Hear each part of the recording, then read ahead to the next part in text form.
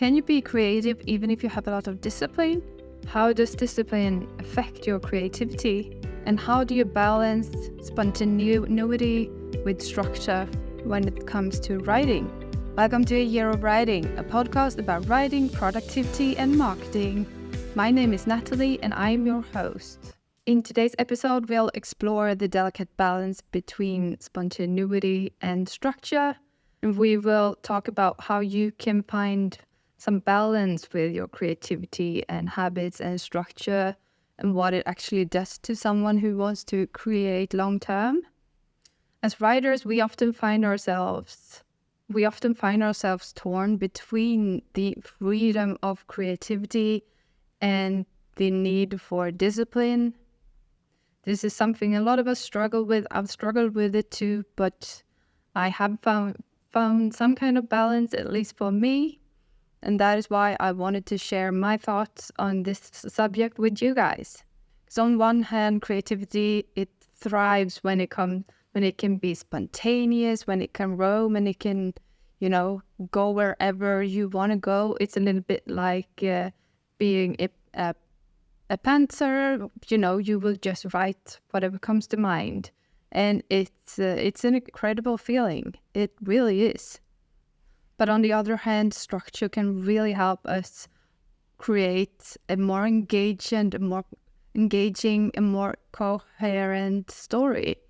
And Twyla Tharp writes about this in her book, The Creative Habit.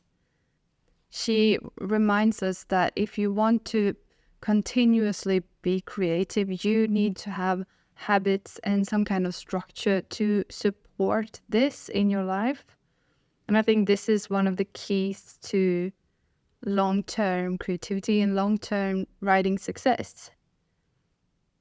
To be creative, every day, you also need to have discipline, and you need to show up every day. It's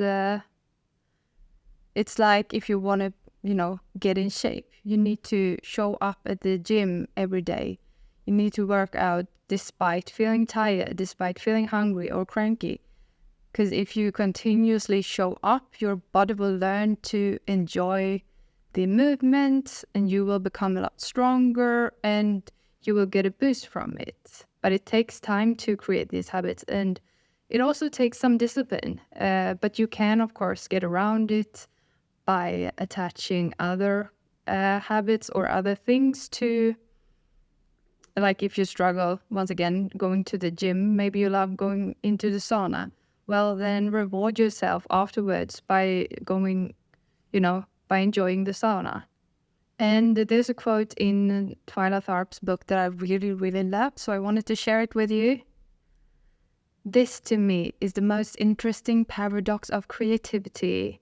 In order to habitually be creative, you have to know how to prepare to be creative. But good planning alone won't make your efforts successful. It's only after you let go of your plans that you can breathe life into your efforts. I really, really love that quote. It's, at least what I take from it is that me as a writer, I need to create habits and rituals where I can create. And I wake up at 5 o'clock in the morning to sit down and write for 2 hours. And then I write my morning pages and do some meditation just to reset. And after that, I'll do a bunch of different things. Maybe I'll go to the gym. Maybe I'll continue writing. Maybe I'll study.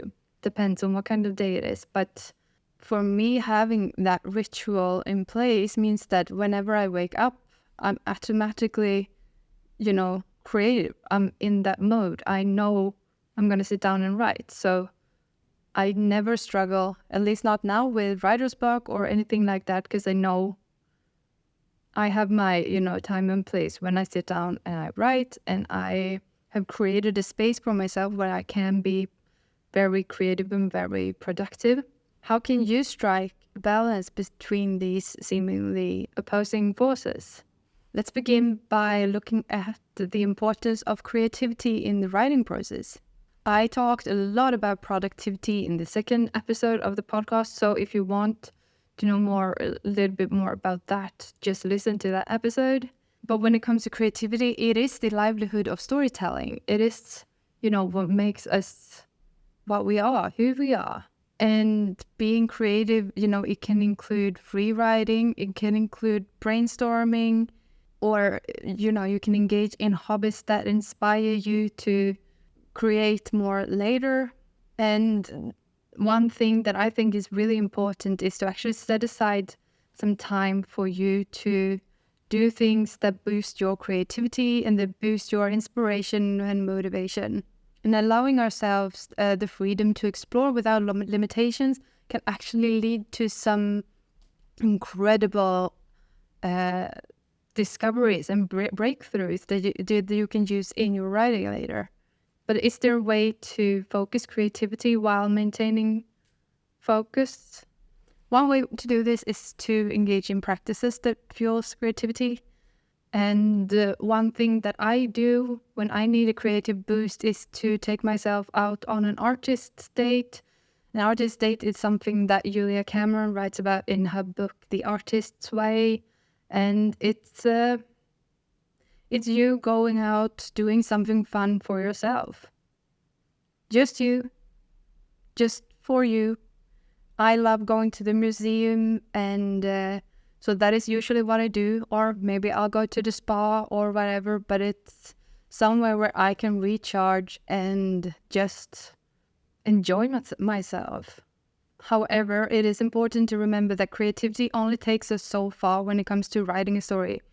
You need discipline to be able to finish a manuscript and to be able to write a good manuscript, or to write multiple good books. I would say that discipline is what makes an okay story or a good story into a great story, because you need a lot of discipline both to just finish first draft, but to do all the edits that's usually required to write a really great, really engaging narrative. Then you need to have discipline, and you need to have habits that support you. And what kind of discipline am I talking about? Well, one thing that you can do is to set up writing goals. Like maybe you want to write a little bit every day. Maybe you want to write a little bit every week. I don't know. But by doing this, by creating a system where you continuously create, that will make it a lot easier for you to go through the rough patches when it's harder to focus. And it's also important to hold yourself accountable. If I say that I'm going to write every day, then I need to, show up for that.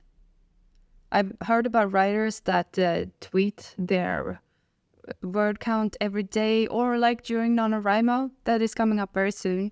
Then a lot of us, we share how much progress we've made each day. And that is a way for you to keep yourself accountable for the goal that you set up for yourself. It's also a way for you to show that writing is actually important to you and it's something that you want to do. By establishing a writing schedule, we create a consistent habit that ensures progress and that keeps us motivated. I write at least 1 hour a day, usually in the morning, because that's when, before the rest of the world has woken up and before everything else tries to grab my attention. I've noticed that works really, really well for me.